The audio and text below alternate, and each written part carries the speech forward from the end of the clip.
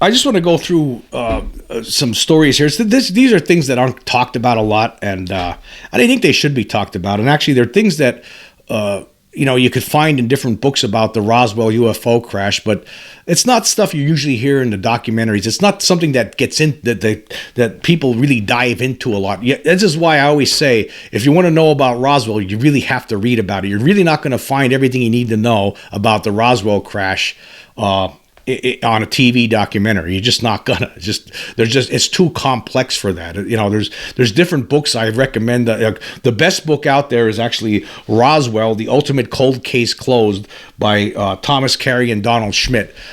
These guys wrote several books about Roswell. They actually researched it for like 3 decades. Right? They talked to first and second-hand witnesses, and they did all the legwork. I mean, unlike mainstream news publications like the New York Times, Washington Post, or any news channel, Fox News, ABC, CBS, NBC, none of these news channels, no big mainstream news organization ever did a thorough investigation into the Roswell case. They just basically let the Pentagon get away with the gigantic lie for 75 years. Now, of course, initially I don't blame them, but in the late 70s, right, they had a chance to look into this and they never did. It was always independent researchers that did the investigating, did the hard work, including people like Donald Schmidt and Thomas Carey, who basically spent a good chunk of their lives studying Roswell and writing and putting books out about it, about their research and what they discovered.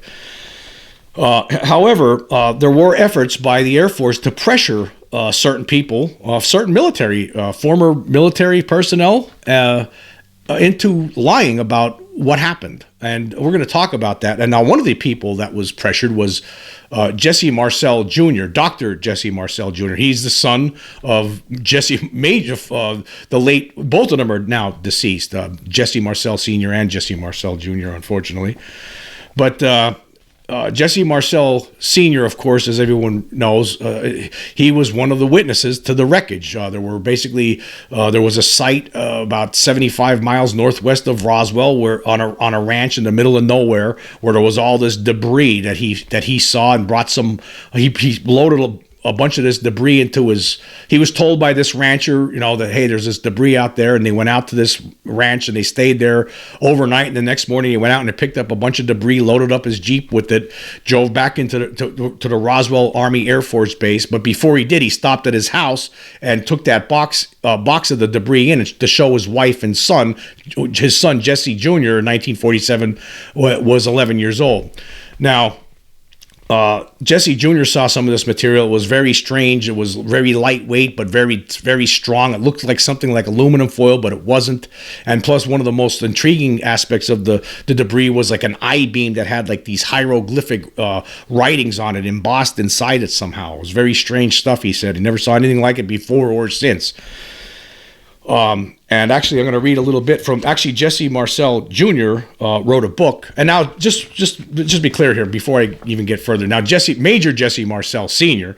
was actually the top intelligence guy at the Roswell Army Air Force Base back in 1947 when the crash happened. Okay, so he would know that, like, even though the Army later on came out and said it was a weather balloon, there was no way that it was. Jesse Marcel Sr. was told that, hey, we're just going to go and say it was a weather balloon and don't say anything else. And then it was basically nobody talked about Roswell for like 30 years until the late 70s when Marcel Sr. finally told UFO researcher Stanton Friedman, and then the rest is history, told Stanton Friedman what he knew about it, right? But anyway, and now Jesse Marcel Jr. He's now deceased now too. He was a doctor. He served in the United States Navy from 1962 to 1971, and in the Montana Army National Guard from 1975 to 1996. And he was also in a helicopter unit in a 13-month tour of Iraq in 2004 and 2005. So he wrote a book. And I have this book, and I actually interviewed Jesse Marcel Jr. at one time. Some of the people I've talked to on the phone in different interviews for different UFO articles when I used to work at a newspaper, one of them was Jesse Marcel Jr., really nice guy. And this book came out in 2009 that he wrote. It's called The Roswell Legacy. Now, it doesn't have a lot of I mean, it's interesting to hear things from his side, his point of view, right? Most of the stuff we already knew, but he did have a lot of interesting other things to talk about in it too that you never really heard about. But he did talk about how he saw this material when he was a kid, and that it was different.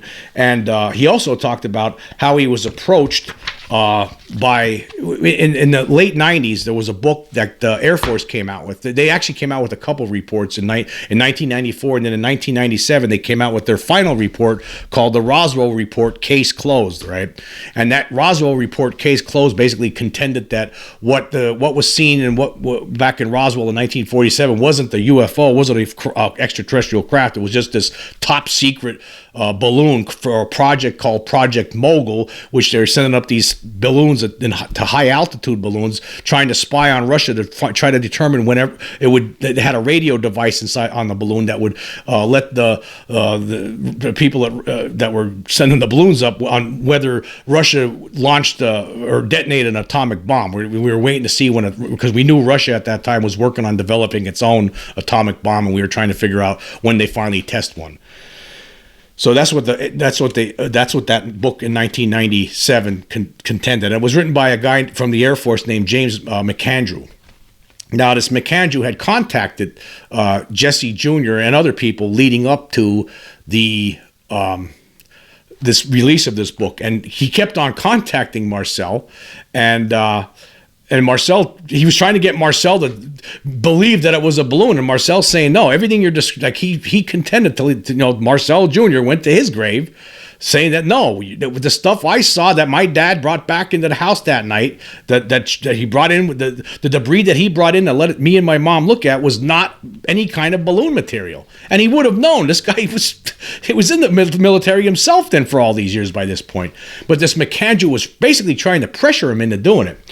Now, and he talks about that. He mentions that in his book. If you were to read the Roswell Legacy by Jesse Marcel Jr., he does touch on this in this book, and he actually says here. I'll read a little snippet from it, and this is on page 92 and 93. And it says here, I received a call from the Air Force Base. Because I was a colonel in the Montana National Guard, he began the conversation with, "Colonel, we need your help." I was not sure at first who it was that needed my help. As it turned out, the Air Force wanted to feel me out as to what I thought the debris from Roswell really was. I began by describing what I had seen in as much detail as my memory would allow. At the end of my description, the caller said that he believed that I had seen parts of a Mogul balloon device, namely the radar reflector that was a part of the Mogul balloon train. I then pointed out the discrepancies between what I had seen and handled in Roswell and the radar target. He was not impressed. I then asked him, just as I would later ask Dr. Charles B. Moore. Charles B. Moore is somebody, we'll get into that guy later on. He was the guy who was in charge of Project Mogul. If the plastic bake-like-esque material I had felt could have been part of the housing for the radio transmitter carried aloft with the radar targets. He said that he did not think so because the radio was housed in either a cardboard or aluminum container. As we reached the end of our conversation, he said something to the effect that he was not sure what I had seen, but that it had obviously not been part of the Mogul project. I later learned that he had been tasked with gathering pertinent information for inclusion in the official Air Force document I mentioned previously, the Roswell Report, Case Closed. When that document was published, it concluded that what my father and I had seen had indeed been a radar target, inasmuch as the points made in my conversation with the Air Force were contrary to such a conclusion. I had held firmly to my opinion that it was not a radar target, and the Air Force official had admitted he couldn't say for sure what I had seen. I realized once and for all that the government was either too inept to relay a factual account or was participating in a well-choreographed cover-up. As did my late father, I have no doubt that what I saw in Roswell was unearthly in origin.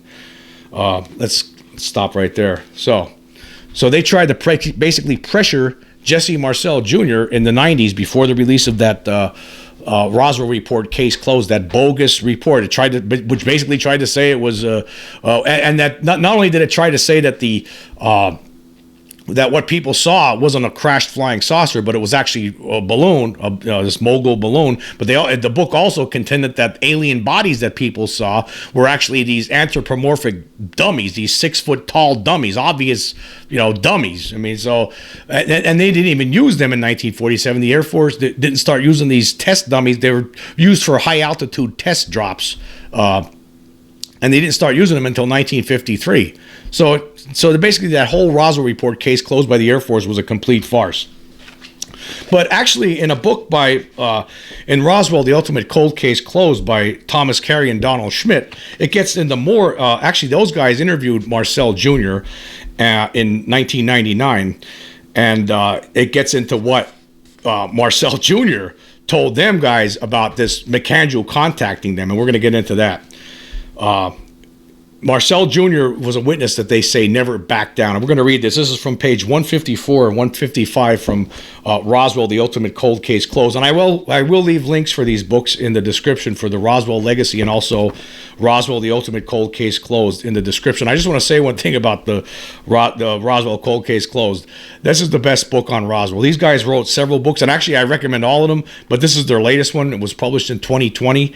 If you want to know about Roswell, there's some of the tidbits I'm going to relate to you right now. This is what you're going to get, and this is great stuff. And this is why I think this book is important for anybody who really wants to understand what happened in Roswell. But anyway, here we go. It says, we're going to get in there.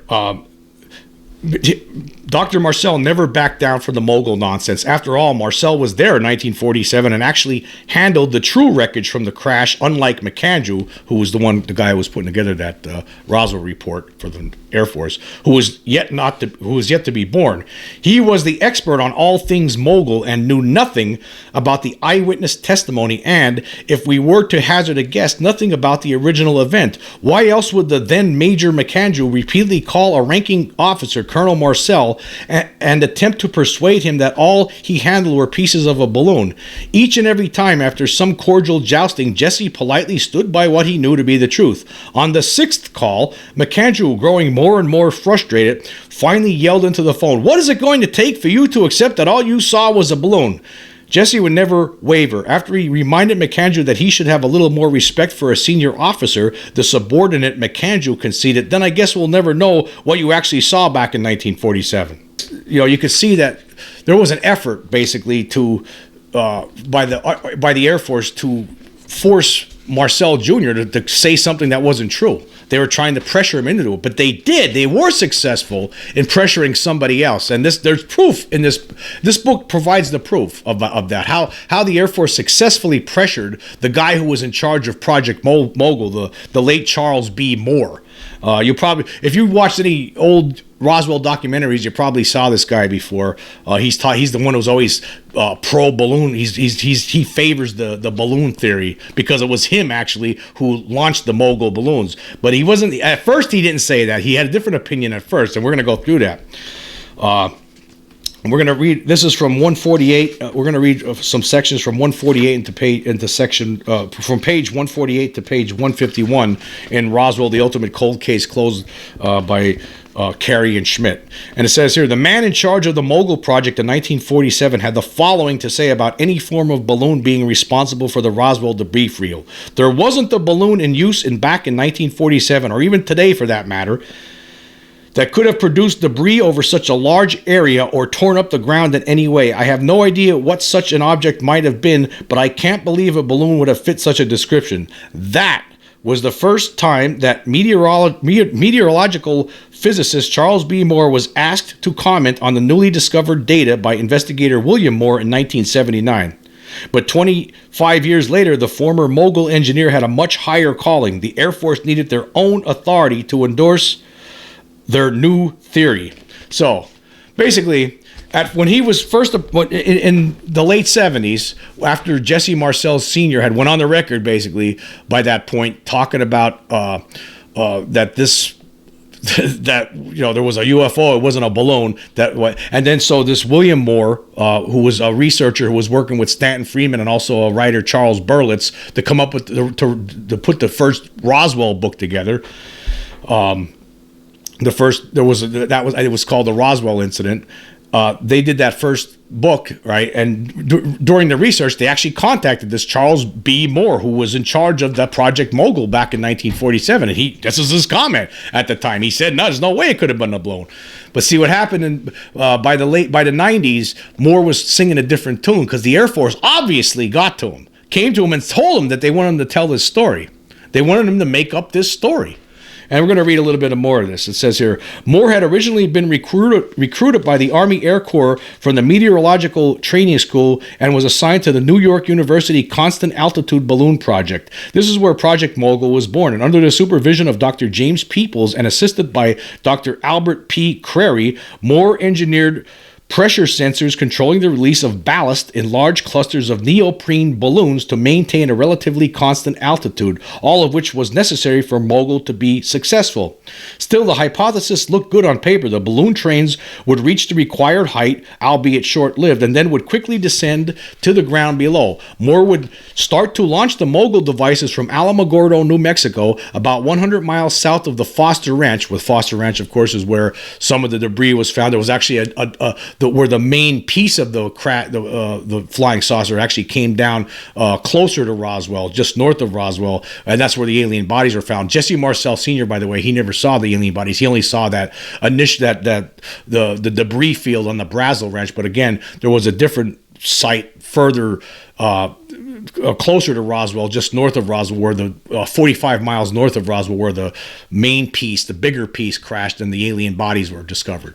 But anyway, continuing, it here says, about 100 miles south of the Foster Ranch, beginning in June 1947. That's when the Mogul started. And it says, nevertheless, in 1993, the Air Force needed more to put such a balloon where they needed it most, not at a predetermined altitude as was designed, but on the ground, untracked and lost, only to be discovered by some hick cowboy and then later misidentified by a bunch of Keystone cops over at Roswell who just happened to be in charge of the bomb. Whatever it takes, Dr. Moore put it on the Foster Ranch. So basically, this book then gets into how, Moore shoehorned, basically changed facts, changed everything to try to shoehorn this possibility that what was found was this balloon, and it really wasn't. I mean, if you read this book, you find out that there was no balloon. There was no balloon that could have crashed there. There was no balloon sent. There wasn't even any file on any balloon that was sent for that on the day that this would have happened. It was just totally ridiculous. But not only that, but one of the other things that was interesting was that, and this had to be something that the Air Force told Moore to say. They must have told him to come up with an explanation for the I-beam with the hieroglyphics on it, right? So he came up with this story that, they with the way when they put these things together, he had this Scotch tape that was from a toy store, right? And he used this and had little like markings on it, like balloons, like kitty kind of stuff, and put it on this balsa wood, and that's what they must have saw when he was talking about an I-beam. But no, that's not what they saw. So obviously Moore was definitely making up a story for the Air Force. The Air Force had him tell this story. And actually, I'm going to read. This is from page 151. It talks about that. It says the cellophane tape used to assemble the foil kites with cutesy floral designs that Moore claimed were misidentified by the witnesses as strange hieroglyphic-like symbology on the true wreckage was said to be manufactured by a toy store called Merrick in New York City. And of course, this is the best part of this whole report here. No such company existed in 1947. So actually, Schmidt and Carey did their research, and there was no toy store called Merrick that in 1947 that Moore talked about. So that was a lie. So basically, they were making this up. They were making this whole thing up to try to make the whole thing, basically to make it look foolish, to make it look Roswell like it didn't happen. We'll read a little bit more here. It says here, these and other damning inconsistencies already described leave any likelihood that a Mogul balloon was responsible for what crashed outside Roswell in 1947 totally unfounded, unproven, and unbelievable. Balloons don't crash. To make the Mogul explanation work, all the facts based on multiple eyewitness testimonies had to be admitted, whereas to make the balloon work, Moore needed to shoehorn the facts. Data had to be twisted, manipulated, and outright falsified to transform what was originally called a theory into the Air Force's new solution to stop the Roswell proponents for good. Now, there's a lot more. Again, there's so many details in this book, and I can't recommend it enough. If you're interested in Roswell, that's where you need to go. You need to read that book. I mean, more so than any documentary will ever tell you. There's just so much information in it that's just never touched on. But anyway, Moore was actually, obviously, he was either, I think he was pressured. He was pressured into telling his bogus story, because initially in 1979 when he was interviewed, he said there was no way. There's no way that a balloon would have dug up the ground like what they saw in the Roswell crash. Like the ground was all torn up in addition to finding the wreckage. So he said there's just no way. That's what he said in 1979. But then in the early 90s, now he's saying a different story. Obviously, the Air Force wanted to change. They wanted a story to tell the public, to try to basically debunk it. And they got Moore as that was the only guy of all the people. And he really wasn't a witness. He's the only guy that they have. There were no witnesses to a balloon. None. There were hundreds of people that were interviewed over the years. Not one person talked about a balloon, not one. And the Air Force, even more, when he was first approached in 1979, he said there was no way it could have been a balloon. That's not what, balloons don't crash, and it wouldn't have, Marcel would have known better, basically. But then, of course, the Air Force needed him. They needed somebody. And only somebody could have been the guy who was in charge of Project Mogul. So I don't know, maybe they paid him money to do it. Who knows? Maybe he thought he was doing his patriotic duty. Whatever it was, Moore told a lie. Moore made up this story about the tape and everything else. There was no Toy Story. And think about that. So they had to come up with something, and that's what they came up with. But they did try to pressure Marcel Jr. They obviously tried to pressure Marcel Jr. So, and you wonder actually today, are they, I don't think that's happening today. Not, probably not so much. There's obviously efforts by the Pentagon right now, as we've been talking about, to basically undermine the UAP report that's coming out. But for the most part, it seems like they needed this. This is the only thing they could do. This is the best they could come up with. Right. And they didn't have any witnesses for the dummies. There was nobody. The Air Force, that was just something McAndrew dreamed up. He just sat in a chair. Actually, this is how the whole dummy idea, the whole explanation for aliens that the Air Force came up with, the anthropomorphic dummies, that was just McAndrew sitting around just thinking about it. And then, you know what? Maybe it was dummies. That's how he came up with it. There was nobody came to him and said, yeah, we saw a dummy out there one time. No, none of that. He just dreamed it up. And then forced up this, came up with this bogus mogul balloon story, and people are still talking about it. I talk about this all the time. There's stuff all over YouTube and the internet all over the place, right? By different debunkers and people who still think that the mogul story is true. That's what Wikipedia talks about. It's all bogus. When you do the research, you understand that whole Air Force explanation is bunk, total bunk. Something crashed at Roswell, right? And it was extraterrestrial for sure. It wasn't no balloon. The whole balloon thing was a lie. The people weren't seeing dummies. People saw aliens. And there was people that actually signed affidavits, like Walter Haut, who was the public relations officer in Roswell in 1947, the one who wrote the initial press release that said the Air Force captured a flying saucer. He wrote the press release, and he signed an affidavit several years before he died, stating that he actually saw bodies. He knew that it was most certainly from outer space. And it was extraterrestrial. He saw bodies himself. So yeah, the Air Force has been lying about this, and this is just another case of it. Again, people who really want to, there's a lot of different books I recommend, but some of the top books, of course, is UFOs and the National Security State, volumes 1 and 2 by Richard Dolan, and for Roswell, the ultimate book is The Ultimate Cold Case Closed by Schmidt and Carey. That's if you're into UFOs, you got to check it out. I mean, it's just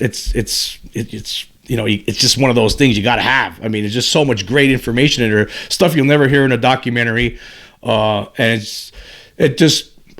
The mainstream press needs to get these books. I mean, if you're working in the mainstream press, maybe they need to start investigating this. Get copies of these books, read them, sit down, read them, take notes, right? Maybe start investigating this yourselves, and you'll realize that there's something going on here that the Pentagon's covering this up. Otherwise, I mean, you must be working along with them. Or I don't know, because you're lazy, you're stupid, or I don't know. You need to get on it though, because there is a cover up, and we should be over this hump already. This is ridiculous.